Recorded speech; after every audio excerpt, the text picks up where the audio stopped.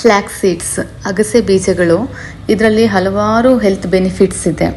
ತೂಕ ಕಮ್ಮಿ ಮಾಡ್ಕೊಳ್ಳಿಕ್ಕಂತೂ ತುಂಬಾ ಒಳ್ಳೆ ಆಹಾರ ಇದು. ಇದ್ರ ಬಗ್ಗೆ ಇನ್ನೂ ಹೆಚ್ಚಿನ ವಿಡಿಯೋ ಮಾಡ್ತೇನೆ.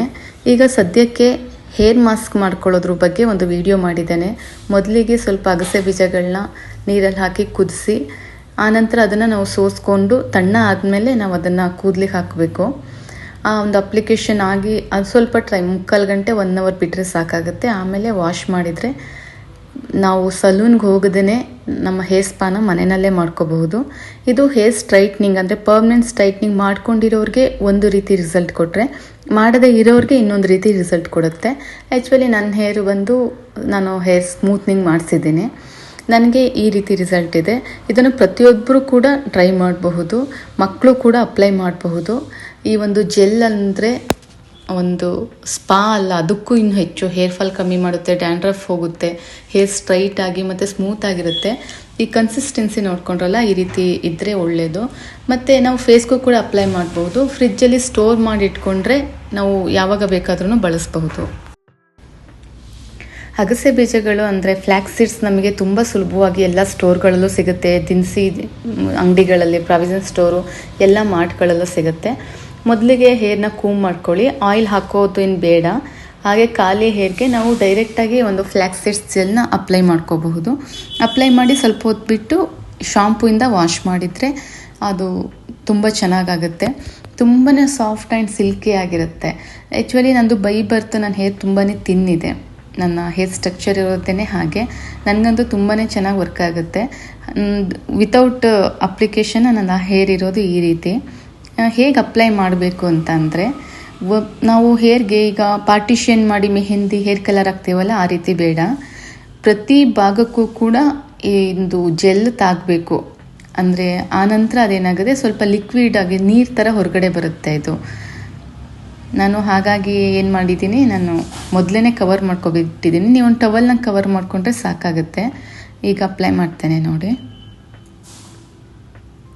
ಇದು ಜೆಲ್ ಎಷ್ಟು ಚೆನ್ನಾಗಿದೆ ಅಂದರೆ, ಇನ್ನು ಜಾಸ್ತಿ ಟೈಮ್ ಕುದಿಸಿದ್ರೆ ತುಂಬಾ ಗಟ್ಟಿ ಜೆಲ್ ಬರುತ್ತೆ. ನಾನು ಆ ರೀತಿ ಫೇಸ್ಗೆ ಮಾಡಿಟ್ಕೊತೀನಿ. ಈ ರೀತಿದು ಸ್ವಲ್ಪ ಹೊತ್ತು ಕುದಿಸಿ ಆರಿಸಿ ಎತ್ತಿಟ್ಕೊತೀನಿ. ಇದನ್ನು ಹೇರ್ಗೆ ಹಾಕ್ಕೊತೀನಿ.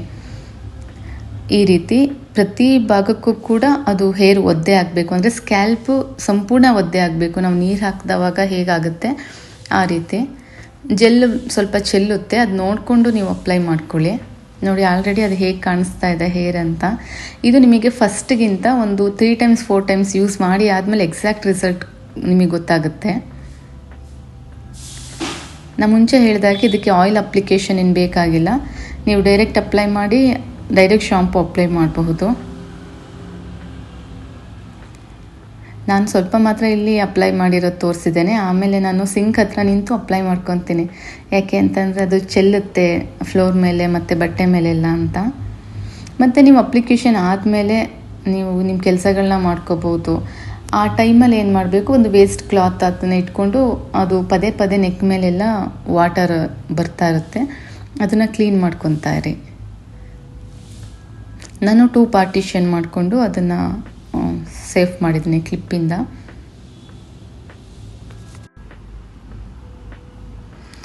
ಈ ರೀತಿ ಕ್ಲಿಪ್ ಹಾಕಿ ನೀವು ಹೋಲ್ಡ್ ಮಾಡ್ಬೋದು. ಒಂದೇ ಕಡೆಗೂ ಕೂಡ ಮಾಡ್ಕೊಬಹುದು.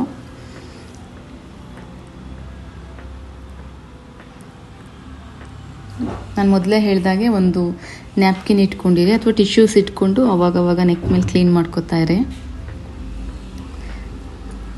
ಸ್ಕ್ಯಾಲ್ಪ್ ಎಲ್ಲ ನೀಟಾಗಿ ಆಗಿದೆ.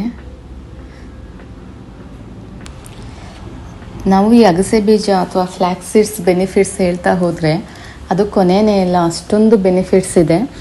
ಈಗ ನಾನು ಹೇರ್ ಬಗ್ಗೆ ಅಷ್ಟೇ ಹೇಳಿರೋದು.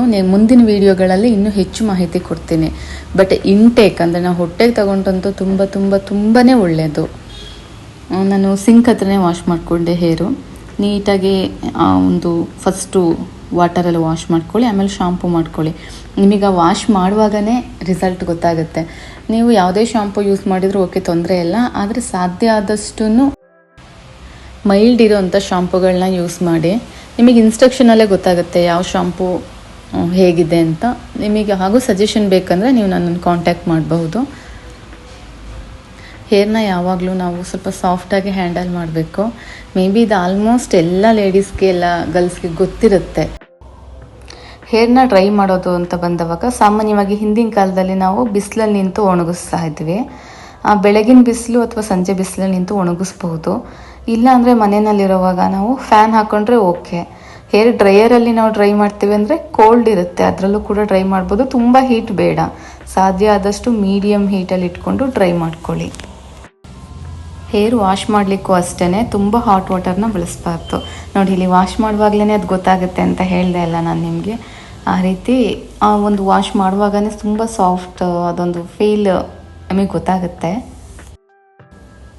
ಕೋಲ್ಡ್ ಅಥವಾ ನಾರ್ಮಲ್ ವಾಟರಲ್ಲಿ ವಾಶ್ ಮಾಡಿ ಆದಮೇಲೆ ಡ್ರೈ ಮಾಡ್ಕೊಳ್ಳಿ. ಕಂಡೀಷ್ನರ್ ಹಾಕೋ ಅವಶ್ಯಕತೆ ಇಲ್ಲ, ಯಾಕೆಂದರೆ ಆಲ್ರೆಡಿ ಫ್ಲ್ಯಾಕ್ಸ್ ಸೀಡ್ಸಲ್ಲಿ ತುಂಬಾ ಸಾಫ್ಟ್ ಆಗಿರುತ್ತೆ ನಮ್ಮ ಹೇರ್. ಹಾಗಿದ್ರೂ ಬೇಕಂದರೆ ನೀವು ಅಪ್ಲೈ ಮಾಡಬಹುದು. ಎಡ್ಜ್ಗಳು ಅಷ್ಟೇ ನಮಗೆ ಸ್ಪ್ಲಿಟ್ ಎಂಡ್ಸ್ ಕಮ್ಮಿ ಆಗ್ತಾ ಬರುತ್ತೆ. ನ್ಯಾಚುರಲಾಗಿ ಶೈನ್ ಬರುತ್ತೆ ಹೇರು, ಮತ್ತು ಹೇರ್ ಫಾಲ್ ಕಮ್ಮಿ ಆಗುತ್ತೆ, ಡ್ಯಾಂಡ್ರಫ್ ಕಮ್ಮಿ ಆಗುತ್ತೆ, ಮತ್ತು ಸ್ಟ್ರೈಟ್ ಆಗುತ್ತೆ ಹೇರ್ ಎಲ್ಲದಕ್ಕಿಂತ ಹೆಚ್ಚು.